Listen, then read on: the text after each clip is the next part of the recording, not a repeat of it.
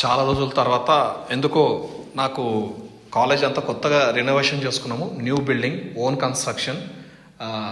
ఇదంతా ఈ లైటింగు ఇదంతా చూస్తే మళ్ళీ ఒక స్టోరీ చెప్పాలనే ఆలోచన పుట్టింది. సో అందుకని ఈ సందర్భంగా మా బాబు Sriman Reddy, one of the best cricket player, వాడు షూట్ చేస్తాడు. డాడీ నేను షూట్ చేస్తా, ఒక వీడియో చేయి డాడీ, ఒక స్టోరీ చెప్పి చాలా రోజులు అయిందంటే ఎనర్జీతోటి సంతోషంతో మళ్ళీ ఒక స్టోరీ చెప్పాలని ముందుకు రావడం జరిగింది ఈరోజు. Thank you, good evening to all. ముఖ్యంగా సంకల్పంలో చదువుకున్న విద్యార్థులందరికీ మళ్ళొక్కసారి నెక్స్ట్ కాంపిటేటివ్ ఎగ్జామ్స్లో అడ్మిషన్స్ పొందేటటువంటి క్రమంలో wish you all the best and god bless you బేటా. కామాఖ్య అమ్మ ఖచ్చితంగా ఆశీస్సులు అందరికీ ఉంటాయని ఆశిస్తూ, ఈరోజు హనుమాన్ జయంతి. ఈరోజు ఇంకా ఆ ఎనర్జీ పాజిటివ్గా డెఫినెట్గా కావాల్సినంత బలం తండ్రి అందరికి ఇస్తాడనే ఆశతోటి చాలామంది యూత్ని అబ్జర్వ్ చేస్తున్నాను ఈ మధ్యకాలంలో. నేను బాగా క్లియర్గా దగ్గర నుంచి వాచ్ చేస్తున్నా. కొంతమంది పేరెంట్స్ ఏం చెప్పుకుంటారంటే, మా పిల్లలకి పాకెట్ మనీ నేను ఇంత తీసుకుంటాడు, అంత తీసుకుంటాడు, ఇట్లా ఉంటాడు, అట్లా తయారవుతాడు, ఈ స్టైల్ ఆ స్టైల్, వాడు బైక్ ఇట్లా నడుపుతాడు, ఆ కార్ ఇట్లా డ్రైవ్ చేస్తాడు అని చెప్తుంటారు. కానీ నువ్వు ఇస్తున్న పాకెట్ మనీ వాడు వాని జీవితానికి, వాని లైఫ్కి ఏ విధంగా యూజ్ చేసుకుంటుండో అనేది అబ్జర్వేషన్ ఉండదు, తెలియదు. దాన్ని గొప్పగా ఫీల్ అవుతున్నావు, ప్రేమ ఉంటుంది, ఆ ఎఫెక్షన్ తోటి ఇవ్వాలి కాబట్టి ఇస్తున్నావు.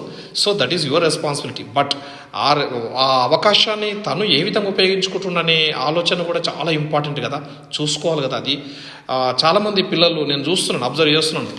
ప్రజెంట్ యూత్ కూడా గ్రాడ్యుయేషన్, పోస్ట్ గ్రాడ్యుయేషన్ కంప్లీట్ అయిన వాళ్ళు కూడా సింపుల్ ఒక జాబ్లో జాయిన్ అవుతున్నారు. చిన్న చిన్న ఇష్యూస్ తోటి అక్కడ నచ్చకపోతే, ఆ ఎన్విరాన్మెంట్ నచ్చకపోతే ఆ జాబ్ వద్దు, ఇంకో జాబ్లో జాయిన్ కావడం, ఒక స్టాటస్ తోటి ఒక బిజినెస్ స్టార్ట్ చేస్తున్నారు. ఆ బిజినెస్ కొద్దిగా ఫెయిల్ అయినా, దాంట్లో చిన్న చిన్న ప్రాబ్లమ్స్ వచ్చినా ఇమ్మీడియట్గా ఆ బిజినెస్ వదిలిపెట్టేసి వేరే బిజినెస్కి వెళ్ళిపోవడం, ఇంకో చోటుకి వెళ్ళిపోవడం, ఇంకో బిజినెస్ స్టార్ట్ చేయడం.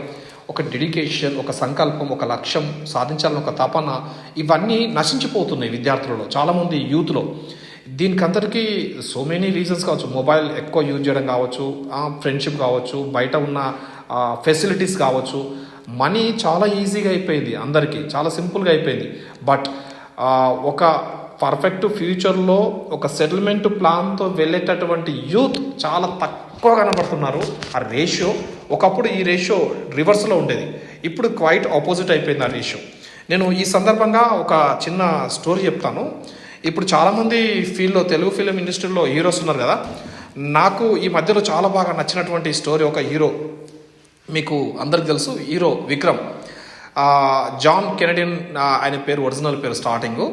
అయితే విక్రమ్కి బహుశా వాళ్ళ మేనమామ నాగరాజు అని ఫిలిం ఇండస్ట్రీలో ఆల్రెడీ వెల్ సెటిల్డ్, తను మంచి పొజిషన్ ఉన్నాడు.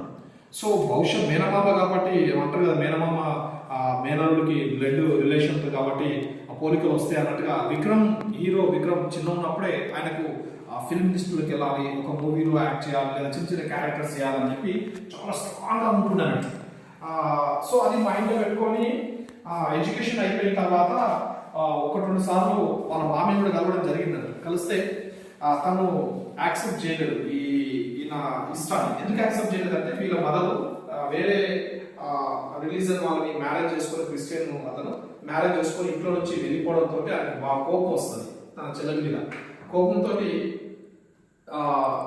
యాక్సెప్ట్ చేయడం, ఆ ఇష్టాన్ని యాక్సెప్ట్ చేయలేదు. సో దగ్గరకు రానివాడు, మీ లైఫ్ మీరు ఏమైనా చేసుకోండి, మీరు నా దగ్గర రావద్దు అన్నట్టుగా మాట్లాడుతుంటాడు. బట్ విక్రమ్ అట్లా దానికి ఏం ఫీల్ కాలేదు, అట్లా అని ఏం వదిలిపెట్టలేదు.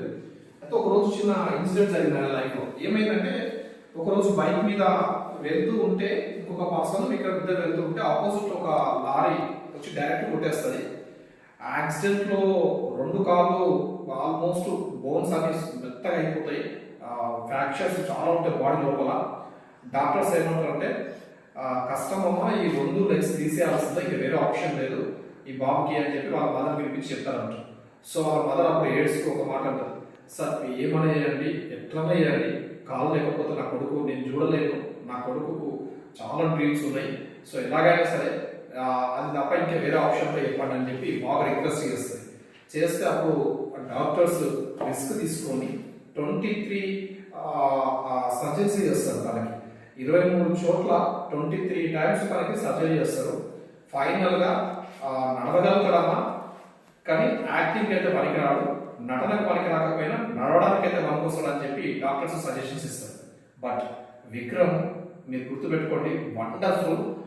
వాళ్ళ మదర్ ప్రామిస్ చేశాను, అమ్మా నేను జీవితంలో చనిపోయే చివరి క్షణం లోపల ఒక్కసారి నేను యాక్టింగ్ చేస్తామా, నేను గొప్ప వ్యక్తిని అనిపించుకుంటా, నేను ఒక గ్రేట్ హీరో అని, గ్రేట్ అంటే నటన నాకు వచ్చు అని నిరూపించుకుంటా అని చెప్పి వాళ్ళ మదర్తో ఛాలెంజ్ చేసి చాలా సీరియస్గా తీసుకొని వాకింగ్ చేయడం, డైలీ వాకింగ్ చేయడం, నడవడం, మళ్ళీ జిమ్కి వెళ్ళి జిమ్కి వెళ్ళి మళ్ళీ ఎక్సర్సైజ్ చేయడం, బాడీని మళ్ళీ రీకవర్ చేసుకోవడం, నెక్స్ట్ మీద గ్రిప్ సంపాదించడం, ఇవన్నీ చేస్తుంటారు. ఇవన్నీ చేస్తూ చాలా చోట్ల కష్టపడుతున్నాడు, మస్తు చిన్న చిన్న ఆపర్చునిటీస్ కోసం ఎదురు చూస్తున్నాడు. ఏ ఆపర్చునిటీస్ రావు, బట్ తనకున్న చిన్న బ్యాక్గ్రౌండ్ తోటి టీవీఎస్ లూనా అడ్వర్టైజ్మెంట్ కోసం, యాడ్ కోసం ఒక ఫస్ట్ ఆపర్చునిటీ వస్తుంది తన లైఫ్లో.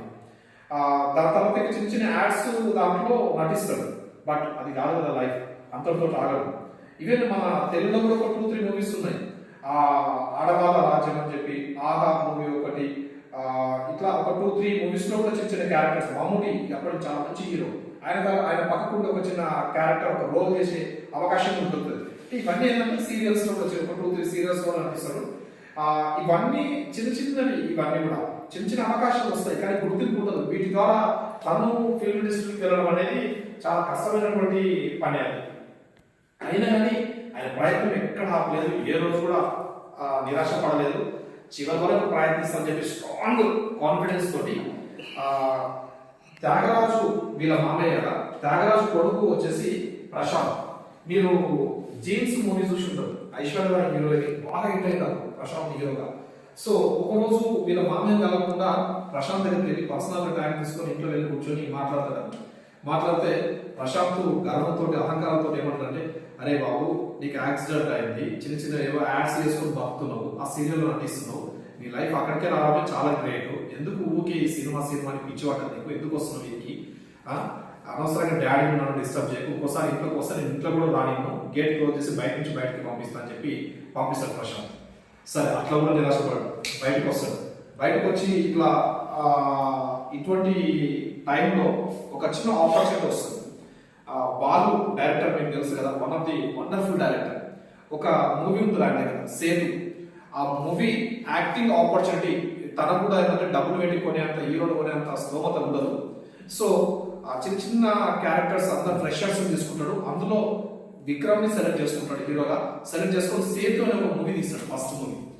ఆ మూవీ తీస్తాడు, రిలీజ్ అవుతుంది.